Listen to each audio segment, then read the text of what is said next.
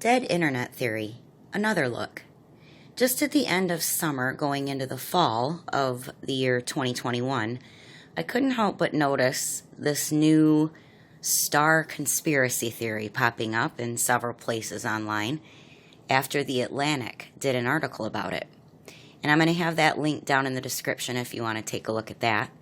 And I'll also link the original post from Agora Roads forum that supposedly kicked off this new star conspiracy theory called the Dead Internet Theory. That'll be linked in the description as well for you to take a look at. And finally, there are 2 or 3 other videos that I did find uploaded about this topic before the creation of our video here that I think give a pretty good picture look at what this Dead Internet Theory is all about. But for this video, I want to offer another look at the Dead Internet Theory. Alright, so even though I encourage everyone to at least read the original post on Agora Roads forum that supposedly started this, I'm going to go forward in this video after this brief introduction of what the Dead Internet Theory is, as if you already have read this. So what is the Dead Internet Theory? It suggests that a large part of the activity or the traffic on the internet is fake. And fake being as in bots or AI. That's the first aspect of this. Now, how large of a part of all internet traffic is this fake traffic that we're talking about? Well, you can check out this article here that was posted in April of 2021 from a site called imperva.com. And the article is titled, Bad Bot Report 2021. Pandemic of the internet, and learn from this graphic that real people now make up just shy of 60% of the traffic on the internet from the data they collected over 2020. Now, what's interesting to me is noticing that 2020 was when the Rona drama began, right? Yet looking at this graphic, it shows that traffic by real people overall on the internet went down 5.7%. But both good and bad bots traffic increased. Now this is interesting because remember, we were all shut down in our homes for an extended period of time due to all the 2020 Rona drama, at least when it first started, right? Yet this shows a decrease in real people creating internet traffic overall, but an increase of bots traffic. Now, something seems really off there when you look at it in this context, doesn't it? And I don't think it has anything to do with Imperva's data that they're presenting in this graphic being off, meaning I'm not doubting the data that they're presenting. What I'm saying is the data they're presenting seems to justify the title they gave their article, right? That it is a real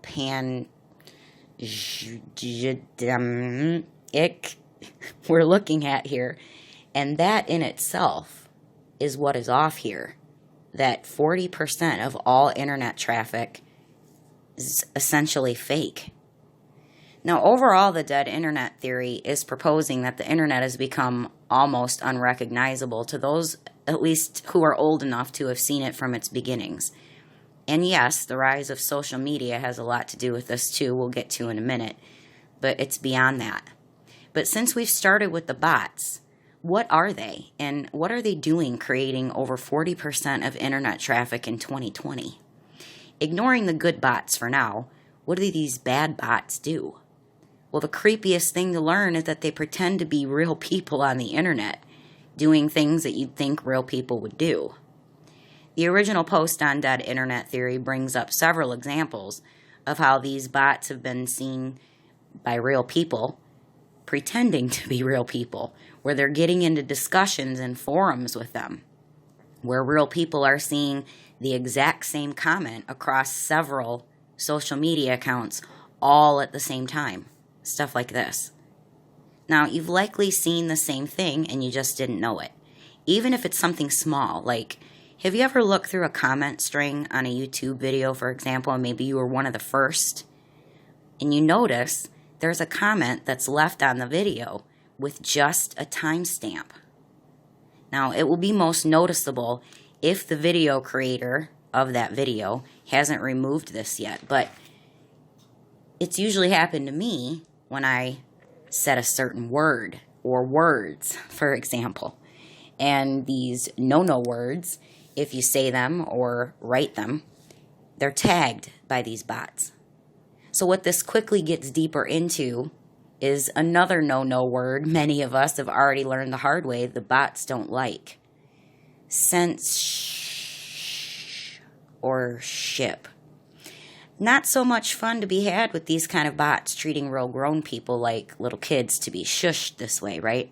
So other grown people can't hear what's being said unless they start spelling out words or speaking in code, ironically like parents do when they don't want their kids to catch on to what they're talking about in front of them.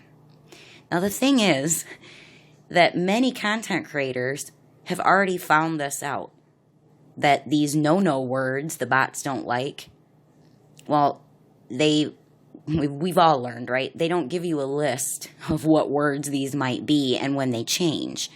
And even if you use them in any way, the bots don't seem to be very discriminate about the shushing that they're doing. I'll give you an example of something that's recently caught my attention. It's about this in relation to the context of our own videos on our channel here. Now, this channel we've just begun over the past 6 months, and we're sharing content about astronomical topics. But this is not our first channel. This channel had to be started completely from scratch, and we had to have been very careful along the way about not stepping on known, shushed topics. It's a lesson we learned the hard way on our old channel. Yet despite being so careful, I seem to have stepped unknowingly on a no-no word anyway, and it happens to just appear in the subtitle of our book series. This word, the one that's circled right here on the screen, this word I used as a common way to say the unaided by any technology eye. Now, in this context, it's of us talking about learning the star constellations by season. Now, that one word showed up with a hashtag next to it in the back end of our videos. Just that one word as a search term. And we didn't put it there. But it is in the subtitle of our book series that I both said and wrote in the video description to link the book to. Now, did the bot have any discernment about how this word was being used in this astronomy context? Obviously not. Is this having any negative impact on the reach our content may be getting? My guess on this is yes. So these are just a few personal examples, but nothing that could get us leaping into totally buying in, right, quote unquote, to this dead internet theory yet, right? But here's the thing. I've had more than one YouTube channel that I've worked on in the past, including my own personal channel for totally different topics, and business channels for myself and other people. And I've worked on those as well. And websites, going all the way back to 2007. Since then, an enormous amount of noticeable change has occurred across the internet, and this isn't just bots or AI targeting certain words or topics now, but they're effectively shushing many, many independent creators. Now, when the algorithm is written favorably to give the advantage in any search results to the big mainstream corporations, this is what's going to start explaining what everyone can actually see now has happened to the internet, at least if they're old enough to remember that it wasn't always rigged so badly this way that it is today.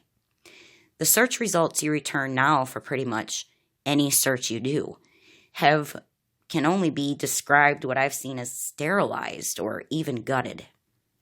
Now, if this wasn't already obvious to you beginning around 2017, it was certainly made glaringly obvious once the Rona drama started in 2020. I've seen many videos and read many articles about, for instance, the advice that's given to those starting a new website or a YouTube channel these days. And many are failing to mention a word about any of this bot or AI stuff at all. They just go on doing what they're doing and ask you to do it too, to please the algorithm. Crazy irony, isn't it? Now, in the past, when I've worked on a website or a YouTube channel, organic traffic, even getting it right away, it wasn't even close to as difficult as it is for independent creators today. And the biggest clue to this is what has got to be at this point a pretty large industry that's grown around these real people that are now paying for fake bot traffic. Even crazier irony here. So as you can obviously tell by our video counts and our subscriber counts, we didn't pay to get fake views or subscribers, and we won't. But I have gotten quite a few emails from different people who want to sell them to us. And I know from what I see that a lot of people have done it. And I know why. I get it. They want their content seen, right? They're trying to be competitive. They're trying to make some financial progress, and they've figured out that without what looks like social proof, they will never be seen by enough for them to be able to make any kind of financial progress in their own lives from this. But the social proof is done by bots. It's fake, which is what has made the internet dead. When you really look into what's really happening here, all the dramified terms like conspiracy theory aside, this is what's happening for real. 40% of the people on the internet are bots or AI, fake. And yes, in my humble opinion, this is a really big deal. See, the content creators this game is being so heavily rigged for, they are not real independent people like you and I. They're the ones that are going to tell you that it's for no other reason that your content is not having the reach that you want it to. It's because of, well, fill in the blank. You have to be more consistent, make better titles and thumbnails, but most of all, be patient, keep trying, and don't complain. Because if you're failing at reaching a good number of real people, that's all on you. Nothing to do with the algorithm, of course, because they're going to tell you Al is so easy to please. You just have to keep dancing. Well, okay, maybe a whole bunch of us independent creators do make a bunch of stuff that nobody wants to see, but I'm not seeing that that's the real reason. Independent creators are making some great content in 2021, but they're having a very difficult time getting their new website or their new YouTube channel, for example, off the ground and then growing it. And the real reason is because these bots to people ratio on the internet looks to be quickly approaching a 1-to-1 ratio. So think about this. That's one fake bot per real person online we're getting close to here. And those fake bots are helping to pretty much rig the game against your success as an independent creator overall. Because let me ask you, how often do you see any YouTube video, for example, come up on your recommended feed that is from a smaller channel these days? They rarely will be shown, since the bots have already learned that you probably won't look at it just because of a low view count, right? Not enough social proof. This is why real people so often turn to these fake views and fake traffic from bots industry, you see. All right, so far when I'm looking at this dead internet theory, I'm seeing a clear reality here. It's pretty straight up and in your face. So I fail to see how this is a topic that would really be considered fringe, really at all. Now, when you consider this in the context of what impact social media has had on the internet, as it has become the place to be, right, online, I would argue, right, most people who are online these days are only on it when they're scrolling through their favorite social media platform. And this has such a huge impact because these are private companies' online real estate that we're on. Private companies with a profit motive, just like independent creators, yes, but these independent creators en masse, right, have been moved onto these private companies' platforms. Their online properties, where they make the rules and they set the agenda. And their agenda is to keep your attention, right? Because that's how their profits are made. But we also know the agenda, while keeping your attention, is to keep it on certain topics and away from other topics altogether. This is something I think that most who are already aware of this going on would agree is a form of thought control or social engineering. And this is where the average person just shrugs their shoulders and, instead of thinking on that any further, blows you off as a paranoid conspiracy theorist, right? And then picks up their phone to start scrolling it right in front of you. The irony here is really crazy. But you're probably already aware of the damage that social media has done to our people overall, right? Having at least watched The Social Dilemma on Netflix, or maybe you've seen this guy called Jaron Lanier, one of the so-called fathers of virtual reality. Maybe you've seen him giving his TED Talk about why you should delete your social media. Now, the reason we even put this video on this topic together was actually to give more encouragement to those who have already intuitively picked up on these aspects of the dead internet theory, not as theoretical experiences, but as their real experiences. But they just didn't know that this deadness or fakeness that they were experiencing on the internet had a name. This is encouragement for those independent creators out there, the ones just starting a website or a YouTube channel. Yes, things have changed all across the internet. It is much more fake, much, much more dead in how it feels.